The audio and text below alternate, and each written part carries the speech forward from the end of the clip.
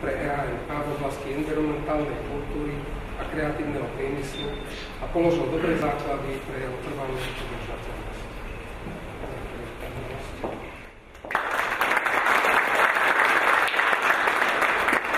Ďakujem pánovi inžinierovi Balcovi, ktorý obsiahlo zhodnotil projekt a samozrejme pozývame vás aj do jeho druhého kola v roku 2013, pretože vy ste jeho súčasťou. A ja by som len pripomenula, že umenie nie je demokratické. Umenie totiž nemusí vždy vyhrať dobrý žiak, vyhrá vyvolený. Ten, ktorý sa rodí s malinkou hudbou v sebe, povedal nám Diderot. A to znamená, že aj tí, ktorí dnes budú stáť pri mňa, budú preberať ceny, musia mať niečo viac než dobrí žiaci. Musia mať malú hudbu v sebe alebo vo vlastnom myslení a vo vlastnom srdci.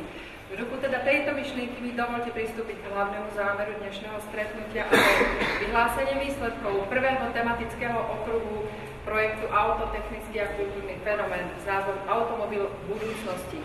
V zmysle smerníc tejto časti projektu hodnotiaca komisia v zložení profesor inžinier Juraj Banský, kandidát vied, profesor inžinier Milan Kováč, doktor vied, docent inžinier Michal Bierman, kandidát vied, docent inžinier Juraj Kopan, kandidát vied, magister art Peter Sokol, inžinier Peter Koščo a inžinier Karol Takáč, kandidát vied, určili víťazné práce v nasledovnom poradí podľa kategórií takto. Zároveň mi ešte dovolte požiadať pána viceprimátora Jana Jakubova, zástupcu Košice, pána magistra Sokola Košice 2013 a aj predsedu občianskeho združenia Arten, inžiniera Vladimíra Balca, aby odovzdávali ceny, alebo mi asistovali v tomto momente. O odovzdaní cien hovoríme v kategórii stredné odborné školy. Prvé miesto získal za prácu solárny prístrešok pre automobily Tomáš Hegeduš.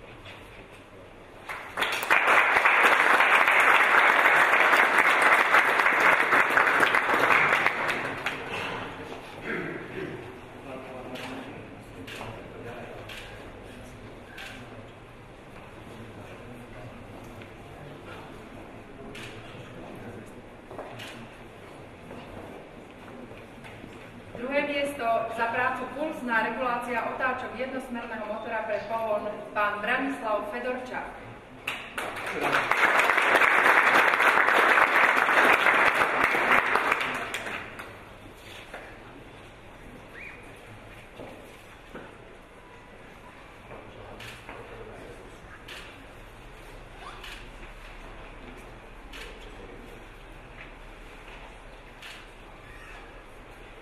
Branislav Fedorčák, v kategórii stredné odborné školy tretie miesto nebolo odbornou komisiou udelené. V kategórii vysoké školy oblasť elektromobil prvé miesto za prácu obojsmerný, ja neviem, či to teraz dobre prečítam, DC menič pre použitie v elektromobile, pán Tomáš Béreš.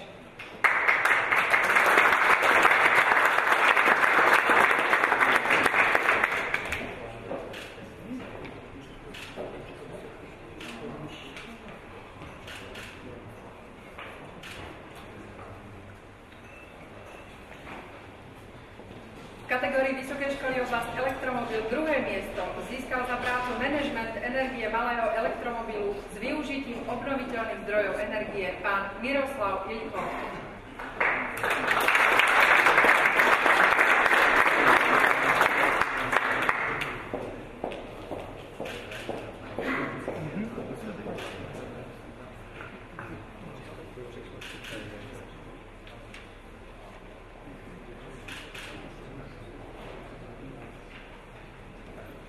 Ďakujem. A v kategórii vysoké školy oblasť elektromobil tretie miesto taktiež nebolo udelené.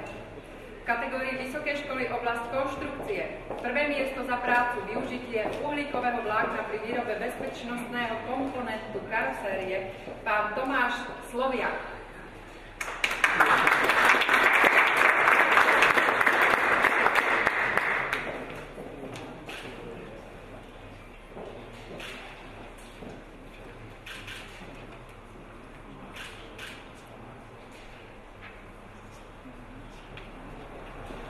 Kategória kategória Vysokej školy oblasť konštrukcie za prácu výroba škrupinového komponentu z kompozitných materiálov pán Valerian Remetej, ktorého cenu preberie jeho otec.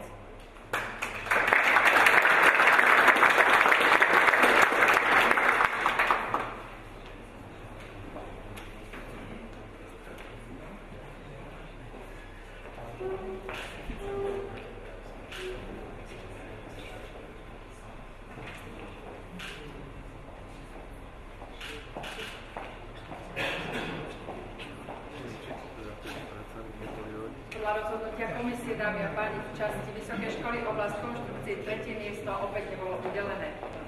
A 4. kategória Vysokej školy oblasť dizajnu za prácu Transport People Taxi. Pán Rastislav Jurčík získava prvú cenu.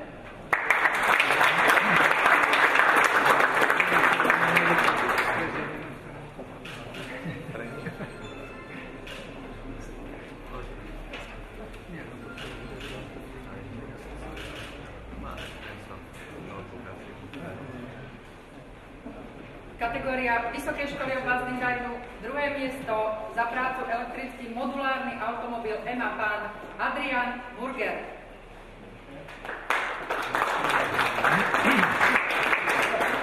Cena mu bude doručená, pokiaľ nie je osobne.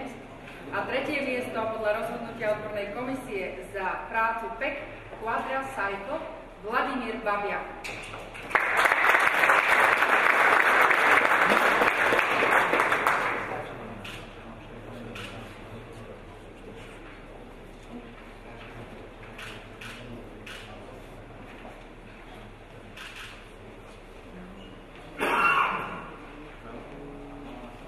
Poznáme v tomto momente teda víťazov prvej časti alebo prvého tematického projektu Auto, technický a kultúrny fenomén. Vážené dámy a páni, hoci Dalaj Lama tvrdí, že s pomocou peňazí a moci nemôžeme vyriešiť všetko, v tomto momente mi prináleží napriek tomu poďakovať všetkým tým, ktorí zabezpečili predovšetkým finančné a materiálne zdroje pre úspešné fungovanie projektu Auto, technický a kultúrny fenomén. Vďaka patrí spoločnosti Autolux Košice, spoločnosti RVE, spoločnosti Maxima Brucker, spoločnosti Color Centrum a partnerom Ministerstvu kultúry Slovenskej republiky, Košickému samosprávnemu kraju, Technickej univerzite Košice a klastru AT+R. Vážené dámy a páni, dovolím si vám poďakovať za vašu pozornosť a podporu projektu Auto, technický a kultúrny fenomén modernej doby, zároveň ukončiť v tomto momente jeho oficiálnu časť dnešného stretnutia a zároveň uskutočniť pozvanie v duchu velikána, ktorého ja osobne veľmi milujem za jeho skvelé citáty, La Rochefoucauld, ktorý hovorí: jesť, to je nevyhnutnosť, ale správne jesť, to je umenie. A tak, dámy a páni, pozývam vás v tomto momente sláviť umenie, ktoré je neodmysliteľnou súčasťou každodenného ľudského života. Nech sa páči a ďakujem za pozornosť. Prepáčte, ešte pred ďalším prípisom jeden mimoriadny vstup. Pozeráte sa všetci na to malé autíčko, ktoré je hlavne skládené pánom inžinierom architektom Olegom Šepom. Dovolte mi, aby som teraz ponúkol organizátorov Európskeho hlavného mesta kultúry 2013 do bezplatného užívania celého roku 2013 na úspešné splnenie náročných úloh.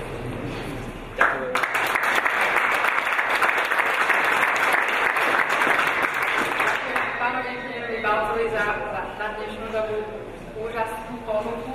S týmto autíčkom len malá technická poznámka sme strávili, a sú to aj zástupcovia, ktorí s nami vyšli tou trasou po celom Slovensku, strávili nejednú chvíľu a boli tieto auta, bolo ich celku 5 obdivované mimoriadne na celom Slovensku. Takže dámy a páni, teraz je tá vytúžená chvíľa.